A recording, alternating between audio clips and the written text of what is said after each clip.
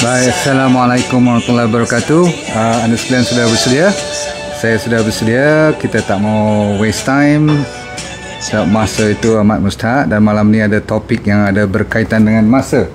Alright. Okey, kita nak cerita tentang 7 perkara yang selalunya membawa sesalan apabila kita terutama sekali di peringkat berumur yang dah meningkat. Tetapi yang penting sekali anak-anak muda yang sudi join dengan saya amat mustahak. Kalau boleh mak-mak ataupun bapa-bapa yang ada anak yang masih lagi boleh kita bicara dengan especially after secondary school, pihak sekolah menengah ke atas dah boleh dengar cerita-cerita macam ni. Sebab saya tahu sangat-sangat sebab benda ni kita semua yang dah beranak dan bercucu mungkin akan orang kata apa, mendapat sedikit renungan yang cantik. Sebab kita sebenarnya ada 3 masa dalam hidup kita, betul tak? Nombor 1 masa apa? Masa lepas. Nombor 2 masa sekarang, masa kini. Dan yang seterusnya, kalau kita panjang umur, kita ada masa depan yang kita tidak tahu berapa banyak lagi tinggal. Ada orang kata kalau yang dah berumur tu hati-hati sikit sebab dah tinggal isyak dah ni kan. Tetapi ramai juga zaman sekarang kalau you Zohor pun ataupun peringkat 3.40-an pun kena hati-hati sebab kita tak tahu. Bahkan umur tidak menunggu figure mana. Betul? Cuma sains dah membuktikan kalau zaman sekarang kita kalau jaga diri betul-betul boleh tahan sampai 120 tahun. Memang ada pun orang cecah 120 tahun. Namun kita nak cerita ni yang 780 atau 60-an ni, apa yang kita dah ada sesalan, penyesalan dalam hidup yang bukan nak bagi you rasa down pada malam ni, bahkan nak bagi you rasa really good dan rasa lebih positif daripada kebiasaan hari. Sebab kalau betul kita rasa kita dah maghrib dan isyak, tinggal sedikit, lagilah kita kena dengar. Ready? Okey, semua dah siapkan buku nota. Kalau boleh kita belajar ilmu pada malam ini. Ada 7 yang saya ingin kongsi dan banyaknya pengalaman peribadi dan juga boleh saya relate dengan kebanyakan daripada kita. Saya kira pun ada masalah-masalah ataupun penyesalan. Penyesalan ini boleh kita betulkan. Itu yang penting sekali pada malam ni. Nombor 1. Ready? Kita lupa dan kita akan menyesal, dan kita telah pun menyesal sebab sebenarnya waktu itu tidak bertahan selamanya. Ini dia. Maksudnya time cannot wait for as long as what you want. Maksudnya kita dulu ingat masa kita muda dulu, betul tak? Macam kita ada banyak masa, betul tak? Sebab tu kalau you tengok balik, cuba you tengok balik hidup you pada umur 18 tu, lepas you form 5 tu you buat apa? Cuba fikir-fikirkan balik, tengok-tengokkan balik. Kan kadang-kadang kita pergi college lah, ataupun sebahagian pada anda boleh terus masuk ke universiti pun. Masa saya dulu tak boleh terus, kena form 6 atau buat diploma dahulu, betul tak? Tapi masa-masa tu lah, cuba you tengok ada banyak masa tak yang kita telah, orang kata apa, buang. Ada tak daripada umur 20-an lah sampai nak kerja umur 25. Kalau doktor tu kadang-kadang umur 27 baru start kerja yang betul, 28 baru buat keputusan, 30 baru jadi specialist, kadang-kadang 30 lebih. Macam saya tu bukanlah buang masa, tapi Tuhan dah takdirkan pergi remove class, lepas remove class pergi apa lagi ya, pergi buat diploma sebab takut nak buat form 6, takut tak lulus. Maklumlah kita budak Melayu kampung, kadang-kadang tengok orang lain buat sains tu semua skor A. Kita jangan haraplah nak skor A. Jadi kita masa tu kita buang masa. Kita tak sedar, kita tak dipandu ataupun diberi inilah guideline. Tidak ada mentor masa-masa tu, faham tak? Jadi kita semuanya kena faham, kita masa tu tak diajar semuanya bersifat sementara. Jadi kita rasa macam we have all the time. Masuk college tu kadang-kadang study last minute, tak pernah nak study on time, tak diajar dengan rapi. Jadi banyak masa yang terbuang. Sebab itulah ayat Quran ada demi masa tu, betul tak? Sebab kita, dan bukan kata kita, memang Tuhan tahu, Dia menciptakan kita banyak membuang masa. Jadi maksudnya apa? Kalau kita tengok balik dan kita mengaku, Saya mengaku saya banyak buang masa dan kita tidak dekat dengan Allah pada masa tu. Saya tak tahu dengan anda kan. Jadi saya rasa banyak sangat masa terbuang, banyak dosa yang tak patut kita buat. Maksudnya tak patut kita lalui, lambat sembahyang, buat kadang-kadang terlepas, banyak main. Masya Allah, you fikir-fikir balik, tengok balik, kalau dibenarkan kita putar balik waktu atau clock kita, masa itulah kita nak betulkan, ya. Masa kita sebenarnya dah betul-betul matang, dah balik, sampai dah kerja pun kadang-kadang terbuang lagi masa. Jadi tuan-tuan sekalian, penyesalan ini masih sempat. Kalau you masih lagi boleh dengar suara saya, boleh nampak saya, boleh kita bertukar fikiran, kita berlapang dada, maka saya mengaku, dan sebab itulah apa yang tinggal sekarang kita nak bayar balik. Kalau saya buat lecture macam ni dengan you tu, you kena tahu kenapa saya buat setiap malam. Okey, selain daripada saya ada tujuan A, tapi yang sebenarnya ialah fikir-fikir balik, patutlah Tuhan bagi saya suka buat lecture macam ni atau mengajar macam ni. Sebab apa? Agak-agaknya dia masih lagi sayang kat saya untuk saya bayar balik hutang-hutang yang lepas-lepas tu. Faham? Jadi kalau anda carilah jalan macam mana pun, bayarlah balik, sama ada melalui kita puasa, of course kita solat, kita buat yang sunat, buat apa saja. Asalkan kita beri manfaat kepada orang lain. Sebab apa? Salah satu daripada yang terbaik yang Allah sayang dan suka ialah orang yang beri manfaat kepada orang lain, walaupun dengan kita menasihati mereka dengan cuma satu perkataan. Jadi saya nak kita kongsi bersama, boleh tak? Jadi ilmu ni bukan saya punya, saya share dengan you cerita pada orang. Sebab apa? Kita dah banyak habis waktu dan telah dibuang yang tak bermanfaat. Itu kita kena mengaku, dan sempat lagi, tinggallah setahun ke 10 tahun ke, dan anda mungkin ada 40-50 tahun lagi. Jangan tunggu, buat sekarang. Number one, okay? Dan number one ni juga kadang-kadang ada kaitan dengan kita selalu, masa-masa dulu kita tak berapa berani nak melakukan benda-benda yang hebat. Maksudnya buat keputusan sendiri. Katakan kalau macam saya tu nak buka klinik ke, kita takut nak ambil risiko. Jadi penyesalan yang seterusnya ialah saya kadang-kadang risau masa nak buat satu keputusan tu. Ada tak anda pun masa-masa tu yang lepas-lepas ni, kita selalunya cerita yang lepas ni kan. Kalau yang masa depan kita boleh kontrol lagi, ataupun boleh kita impikan lagi. Tapi yang lepas dah berlaku, kita tengok balik apa yang kita sesal. Jadi saya sesal sebab saya tak ambil risiko. Kalau patutnya saya sebagai doktor tu buka klinik, berani-beranikan buka, berani juga buat, tetapi tak berani betul-betul berani. Berarti kita selalu ada dengan lapisan kata dengan perkataan apa you suka kata, jika ni berlaku apa akan jadi, bla bla bla bla. You akan risau, kalau ni berlaku nanti apalah nak jadi kat aku, ni pula kan. Jadi bila kalau dengan jika ni, dan kita takut kepada kritik orang pula, dan memang kadang-kadang orang yang mengkritik kita tu pula bukan kadang-kadang orang yang kita tak tahu atau tak kenal orang luar, kadang-kadang orang dalam sendiri. Maksudnya orang yang partner you, ataupun mungkin suami atau isteri you sendiri, yang menyebabkan you tidak berani ambil risiko. Fikir balik. Sebab sekarang katakan umur dah 60 lebih. Nak start sekarang agak macam boleh, tetapi agak terlambat sedikit. Kan kudrat, perlukan tenaga, investment, duit yang setakat ada sekarang. Kalau kita nak invest, kalau cukup lah. Tapi masa kita boleh start daripada kecil dulu tu, katakanlah nak buat menjual ke apa-apa, ataupun nak start kerjaya baru ke, nak mula daripada kosong, masa tu memang boleh lah. Tapi kita terlalu banyak jika sangat, tahun demi setahun, ada kaitan dengan masa tetap berlalu. Sedar-sedar dah tua, sedar-sedar macam rupanya bila saya dah peringkat umur macam ni, dulu kan rasa macam time tu sebelah kita je, all the time kita ada je, macam cukup je. Tapi bila 60 ke atas ni, rasa masa berlalu cepat sangat. Tengok-tengok dah sembahyang Jumaat balik, tengok-tengok dah kena baca kahfi balik. You perasan tak bila you berumur, you rasa time to fly very fast compared to when you were younger. Am I right? Ada tak terasa macam tu? Jadi masa tetap sama, 24 jam tetap 24 jam. Tapi perasaan kita tu disebabkan laluan hidup kita tu, kitaran tu dah terlalu lama, 60-70 ni, maka kita terasa dia macam cepat.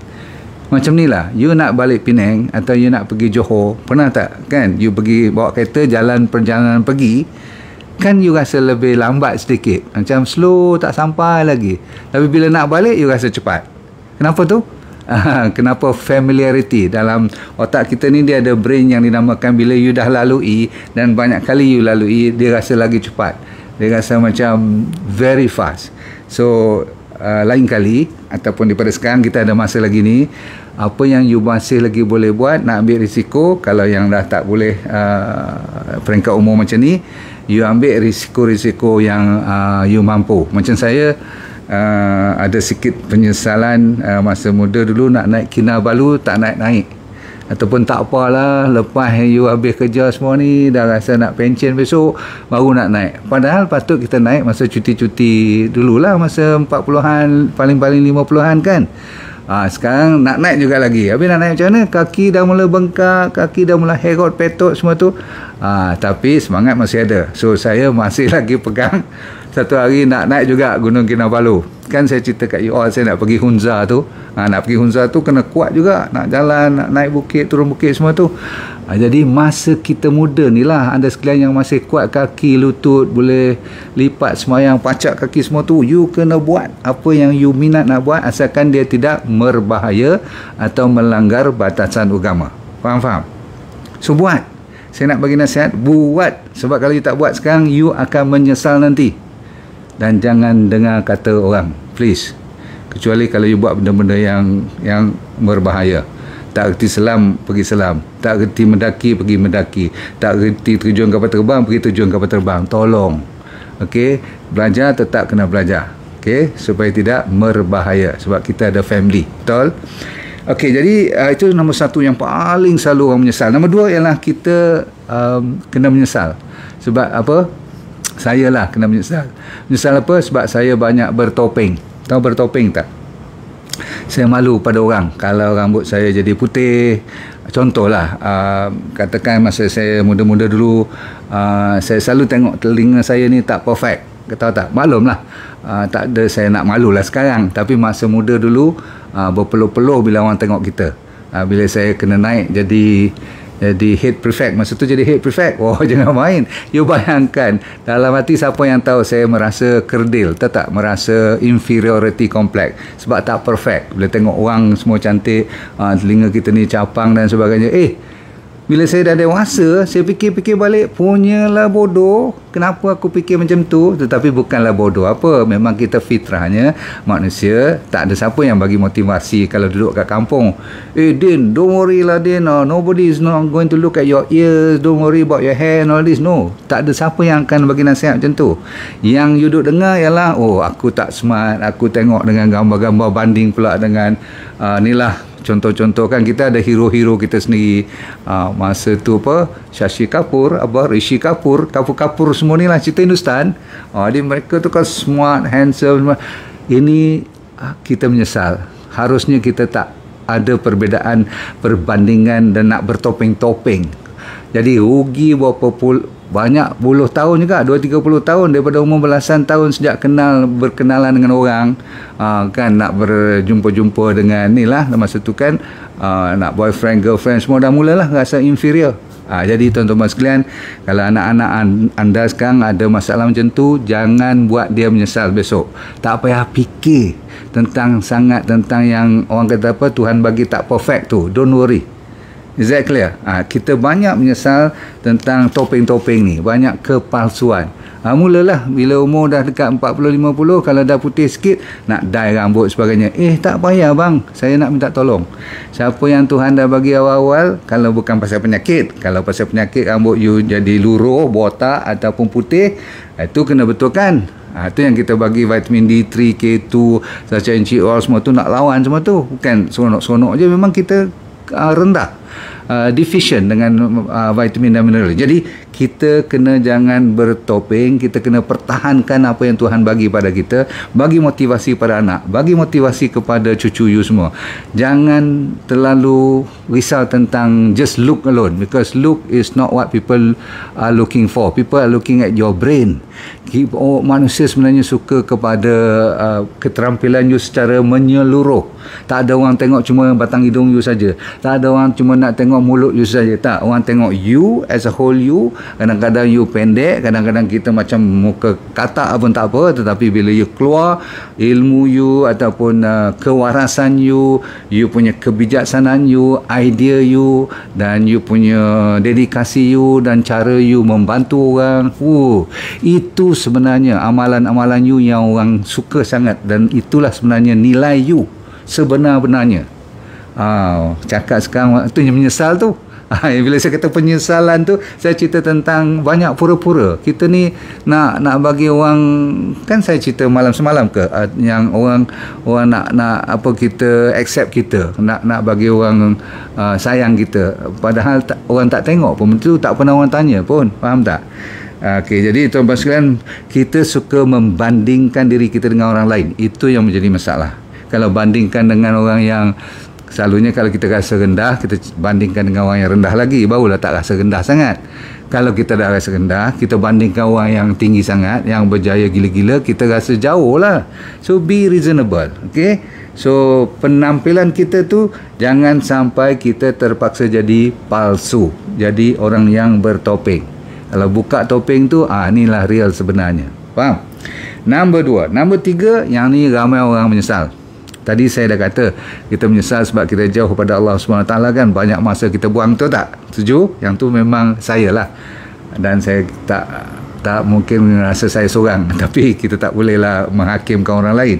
Yang penting nombor 3 ni, yang ni saya boleh buat statement yang agak lebih kukuh, sebab selama ni sebagai doktor biasa, saya tidak belajar banyak ilmu-ilmu yang luar daripada conventional medicine. Tapi bila saya belajar tentang ilmu Mifiro ni, minda, fizikal dan rohaniah, baru betul kita layan pesakit kita, minda, rohaniah dan fizikal, mind, body and soul. Bahawasanya penjagaan kesihatan lah kita banyak kena menyesal. Saya ulang lagi sekali, penjagaan tubuh badan kita lah kita patut banyak menyesal. Cuba you tengok balik, betul tak, kalau kita tahu daripada kita masuk ke Kuala Lumpur ni, atau duduk kat Shah Alam ke PJ ni, dulu masa kita kat kampung, walaupun kita tak belajar tentang makanan terbaik ataupun ni lah yang sehat-sehat, kita secara tak langsung dah banyak makan benda-benda yang sehat, sebab semuanya makanan daripada kampung, ada sayuran, ada beras yang tulen lah, tidak ada preservatif, tak banyak. Masa dulu mana ada KFC, McDonald's semua kan, jadi kita banyak main pasir semua tu, jadi banyak bakteria-bakteria yang lekat kat badan kita, kita jadi immunity kuat. Jadi mau tak mau secara fitrah hidupnya, budaya hidup meyakinkan body kita boleh tahan untuk lawan penyakit. Tapi bila kita berhijrah ke Kuala Lumpur, bandar-bandar besar lah katakan, you duduk di Pekan kan, bawah aircon berat tu lagi, kita kena banyak menyesal. Sebab apa? Kita kurang kena matahari, start daripada kulit lagi. Lepas tu minuman kita, mana ada lagi air perigi yang ada mineral semua, mana ada lagi masalah-masalah penyampaian bakteria ke dalam badan kita secara natural kan. Kalau kena pasir, main kaki ayam, lari sana lari sini tu, badan kita lebih kuat sebenarnya. Jadi sekarang ni kita kena menyesal. Kadang-kadang kita tengok anak cucu kita, kita kesian dia orang bersih je, betul tak? Lepas mandi duduk makan pula nugget pula dengan iPad kat depan, betul? Seorang satu pula tu mak beli, pakai iPhone ke pakai apa yang mak nak tukar, yang lama bagi ke anak pertama, anak kedua, anak ketiga, anak keempat lagi, semua pakai minimumnya iPad dan sebagainya. Jadi tuan-tuan sekalian, kalau you tengok balik, kita kena menyesal. Baik menyesal sekarang. Pasal apa? Kalau besok mereka jatuh sakit dan you masih lagi ada kat dunia ni, saya minta berkali-kali you dengar cerita ni. Sebab apa? Zaman dulu memang atuk kita dah pergi dulu, kita masih ada lagi, alhamdulillah, Masya Allah. Zaman sekarang kadang-kadang mak masih ada, kita pergi dulu. Tak maaf cakap ni, dengar lagi sekali, Pak Cik nak cakap ni, okay? anak-anak sekalian, jangan sampai besok, ini amaran bukan amaran, ini sebagai satu teguran yang memang pernah dan sedang berlaku dan akan menjadi satu penyesalan kepada anda pada sampai waktu dewasa nanti ataupun di atas katil hospital, di mana mak you yang datang melawat you dan bukan you yang melawat mak you. Faham? Ni saya nak cakap ni, bukanlah saya doakan benda tu berlaku, tapi saya sebagai doktor yang dah melalui proses orang lama dan melihat orang baru, sebab saya ada anak, dah ada cucu, jangan sampai benda ni berlaku pada diri you. Faham? Maka jagalah diri elok, jaga dari sudut pemakanan, bermula daripada matahari. Kalau tak cukup, ambil suplemen yang kita dah buat tu, Santera tu khas untuk anda juga, tapi jaga baik tidurnya macam mana, minumnya macam mana. Lepas tu kasih sayang, sampaikan you punya feeling, semua tu kena jaga. Sebab apa? Penyakit akan keluar bukan melalui germ saja, bakteria atau virus saja, tapi sering kali berlaku disebabkan oleh minda kita terlalu tertekan. Faham? Tertekan maksudnya depressed. So health is very very important. You akan menyesal. Semacam saya dah menyesal, tak jaga badan sampai kena kanser, tak jaga, lepas tu Tuhan dah bagi baik, tak jaga lagi badan, dah kena gout, lepas tu dah kena gout, baru nak sedar diri, masa tu buah pinggang pun dah mula nak rosak sebab makan painkiller. Semua tu saya mengaku dan saya kena prihatin, dan sebab itulah sekarang saya cerita sangat-sangat dengan penuh semangat, bukan saja nak jaga anda tapi nak jaga diri saya juga. Sebab apa?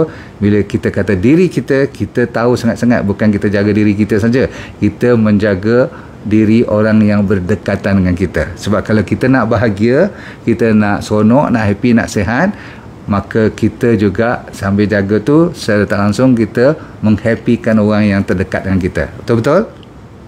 Termasuklah anak dan cucu dan sebagainya. Ramai yang telah mendapat manfaat dari DND 369 Sacha Inchi Oil. Pastikan DND 369 Sacha Inchi Oil yang original hanya dari DND. Dapatkan daripada dropship sah DND. Nombor seterusnya ialah nombor 3. Anda selalunya terlalu keras kepada badan kita ataupun keras kepada diri sendiri. Kerasnya maksudnya hard. Kita selalu kasar pada diri sendiri. Ini bagi mereka yang betul-betul nak perform. Ada juga yang jenis yang terlalu relax kepada diri sendiri. Ramai tak? Yang kaki lepak aja, lepas je. Yang tu dah habis lah. Cerita buang masa. Dah lah buang masa, tak mau jaga kerjaya pula lagi. Tak mau meningkat dari segi pendapatan dan sebagainya. Tapi ramai orang juga yang akan menyesal apabila dia terlalu menekan dirinya. Terlalu nak perform sampaikan pun tak boleh. Maksudnya dia tak ada waktu untuk istirahat pun. Ada tak orang macam tu? Ni yang cakap ni kadang-kadang dia pun lupa diri juga. Cakap dah pukul 7 nak maghrib. Punggung masih lagi letak atas kerusi ni meja ni kat depan ni masih lagi bongkok, duduk baca, nak tengok, nak present malam ni supaya anda puas hati, dan saya tak goreng kosong nak cari fakta-fakta tu. Lama kelamaan pinggul ni ataupun punggung ni nak kebas dah. Rugi besar. Pasal apa? Kita kadang-kadang lupa nak take a break. Faham tak? Maksudnya jangan terlalu macam ni lah. Kalau you dah perform well dalam 7 hari tu, bagilah sehari 2 untuk body you rehat, kan? Saya pun sedar kadang-kadang saya terlupa diri. So saya ingatkan balik bila saya baca, dan saya nak bagi you pendapat ni. Anda pun kena sama-sama lah setuju dengan saya. Kalau yang dah serius, berdisiplin dan kerja kuat, kalau yang kaki lepak, jangan nak menyesal pula lagi. You menyesal, you tak kerja kuat pula. Faham tak? Jadi saya cerita ni bagi mereka yang betul-betul nak on the dot, on the spot.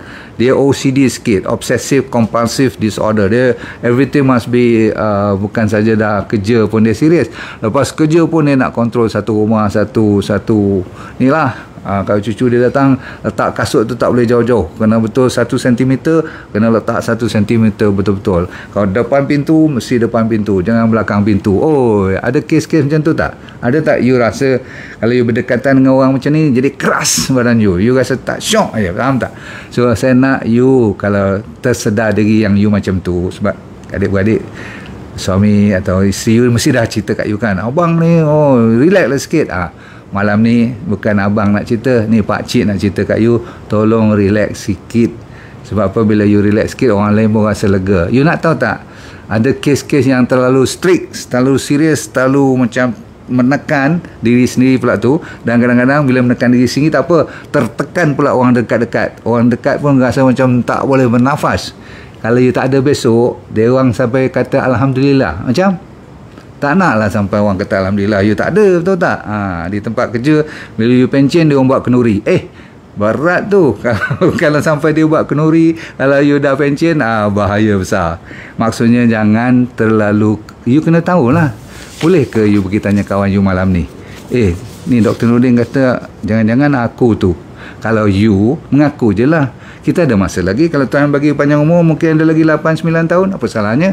9 tahun ni kita amal balik secara lembut balik lah, kita let go lah sikit. Nombor 4 ialah ramai orang menyesal sebab dia tidak ada hubungan baik dengan bermula daripada rumah tangga sendirilah. You tengok balik, bagi mereka yang pernah, saya dengar ada orang yang pernah bercerai pun, lepas tu mungkin dia rujuk balik, dan kadang-kadang hidupnya lebih bahagia second time around. Sebab pada fasa pertama tu selalunya dia kan ada 5 ataupun 4 fasa romance, semuanya sampai kentut pun bau wangi kan. Okey, faham tak? Okey, itu yang kata apa, makan tak kenyang, hujan tak basah. Okey, faham. Lepas tu dah kahwin dan sebagainya, datang fasa yang ketiga tu pula, bila dah ada anak semua tu, fasa dia panggil fasa delusion. Tahu delusion tak? Delusi. Anggapkan abang ni nak bagi bulan dan bintang, sekarang tak bintang pun tak dapat. So gaduh dan sebagainya. Okay? Tapi kalau siapa boleh cepat-cepat sampaikan peringkat lepas satu lagi, dia panggil power struggle. Power struggle ni isteri pun nak jadi power, husband pun nak jadi power. Tengok siapa yang pandai jaga siapa kan. Kadang-kadang ada jenis yang husband yang boleh kontrol, walaupun dia nampak lembut tetapi dia tegas. Tapi ada pula yang perempuan yang nak kontrol semua. Okay, so bergantunglah. Sebab tu orang kata lelaki tak boleh jadi dayus, sehingga kan perempuan boleh buat apa saja yang dia suka, kecuali kalau memang lelaki tu tak taat agama semua tu lain cerita lah kan. So saya nak cerita ni sebab apa, berlakunya hubungan baik ni merupakan satu penyesalan yang kadang-kadang kita nak patah balik. Sekarang ni kalau mereka tu masih ada, you nak betulkan keadaan boleh. Contoh kan, you tak bercakap sampai sekarang, abang you sendiri tu, ataupun adik you sendiri, you mungkin salah faham sikit saja, ataupun yang paling menakutkan kalau you tak bercakap dengan mak you lagi. Allahu Akbar. Kalau you masih lagi tidak bersopan dengan ibu bapa sendiri, saya minta maaf. Yang ni you kena betulkan dulu, sebab penyesalan ini tak ada waktu lagi tinggal. No more time left. You have to call tonight. Lepas pada ni, besok ambil cuti emergency. Tak tahu bila nak sampai balik. Nanti takut-takut ibu you telefon kata balik malam ni juga, sebab mak ni dah, orang kata apa, sampai waktu. Tak mau dengar macam tu. Boleh tak? Di sopan santun ni dengan ibu bapa, dengan hubungan baik tu yang kita menyesal dahulu, masih sempat kita buat. Kalau dah lepas dia dah tak ada, tak apa, you mohon maaf. Sebab apa, yang ni yang akan menghilangkan rasa berat bila you nak pergi besok. Bag yang you nak bawa pergi nanti. Okay. Dan selepas tu ada pula nombor 5, jenis yang you menyesal. You menyesal apa tau? You menyesal, you kata you dah buat terbaik, you dah give the best, dan you mengharapkan, selalunya Dr. Nordin pernah mengajar konsep dipanggil the power of white rubber ball. Contoh, bola berputih ni, bola getah ni, rubber ball, bila you baling kat dinding, dia mesti lantun balik kan. Bola fitrahnya patah balik. Memanglah itu yang dipanggil the law of attraction tu. What you throw will come back, you know, what you minta pun will come back. Tapi Tuhan tak sedirect itu bagi balik kat kita. Kadang-kadang dia corner, dia tak mai kena direct balik dan tak patah balik. Dia pergi, orang panggil melekuk atau melengkung ke tempat lain, dia kena ke dinding belakang, baru dia lantun balik kena kita. Tak apalah. Soalannya, kalau masa dia tak kena balik tu dan miss you janganlah nak rasa sedih. Sebab kadang-kadang you kadang-kadang sampai lah ni you dendam. Pasal apa I buat macam ni, dia buat macam tu, kenapa I dah sayang kat dia, dia tinggalkan I lagi. Mulalah tu you menyesal, tu menyesal yang you tak boleh give up. you macam menyalahkan Allah pula. Padahal Allah kata, aku tahu apa yang terbaik untuk kamu. Yang ni senang. Kalau you boleh ambil peringkat Allah tahu apa yang terbaik untuk kamu, tak semestinya yang best tu you rasa best tu you punya, you boleh reda, okey. Tak semestinya yang you rasa tak bagus tu memang sebenarnya tak bagus untuk you, mungkin bagus untuk you. Konsep tu kalau you boleh pegang, you boleh enjoy sampai sekarang. You lepaskan, boleh tak? Lepaskan, jangan menyesal benda-benda macam tu. Tapi kalau you masih menyesal, saya boleh faham. Cuma you lupa nak ingat bola tu kadang-kadang dia tak datang balik direct. Faham? Okey, sikit lagi, 2 lagi. Nombor 6 ialah kita selalu menyesal yang kita tak cukup duit. Kita punya materialisme kita tu tidak tercapai seperti yang kita harapkan. Mungkin anda tidak bersemangat nak cari duit lebih, ataupun mungkin selalunya orang kata dah rezeki macam tu, tapi memang kita tak tahu. Selagi kita tak mati, selagi kita masih hidup, rezeki kita masih tak habis tau. Jangan main-main. Setengah orang dah pension baru boleh jadi kaya. Jangan main. Setengah orang masa dia tengah kerja tu tak datang-datang lagi. Tapi jangan risau.